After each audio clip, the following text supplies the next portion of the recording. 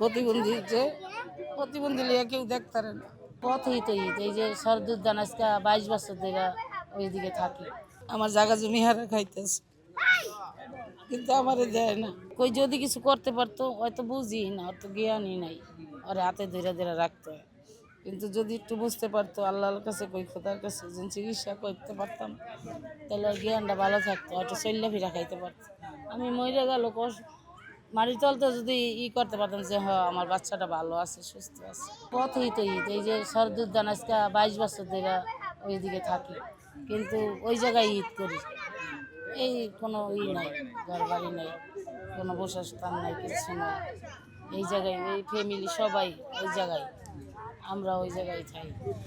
ভালো আনন্দ লাগে, পোলাপানে কাপড় চোপড় কিনলে আনন্দ লাগে, কিন্তু তো আমরা তো এমন অসহায়, আমরা তো পরিবার আত্মীয়জন আছে, ভাই আছে, দেখে না, ভাই পোলার আছে, আর দেখেন প্রতিবন্ধী যে প্রতিবন্ধী লিয়া কেউ দেখতারে না।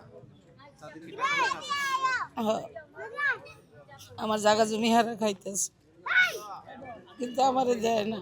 যদি যাইতাম বাড়ি বাড়ির থেকে কাপড় চোপড় পাইতাম পোলার লেগে, কিন্তু ওর তো খিসানি হলে রাস্তাঘাটে পইরা থাকে, খিসানি 1-1.5 ঘন্টা এলিয়ে যাওন জান, আর একজন মানুষ খিসানি রাখতে পারি না, দইরা পইরা যায়, মাথা ফাইটটা যায়, 3-4 জায়গাতে মাথা ফাইটটা গেছে পইরা, এখন আর যাই না। তারেক রহমান যে এত ঘর বাড়ি দিতেছে, আমার এই অসহায় ছেলেটার দেখে না, খবরে খবরে আমার একটা ঘর বাড়ি দিতে পারে না।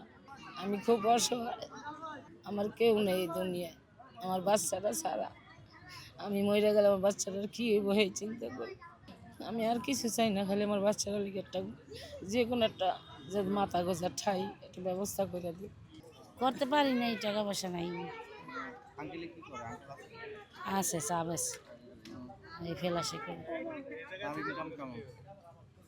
এখন তো ইনকাম নাই, কয়দিন আগে আসিল, 2-1 টাকা যায় ইনকাম হয়েছে, খাওয়ানো লাগে না, ঘর ভাড়া, আর 2টা পোলাপান আছে।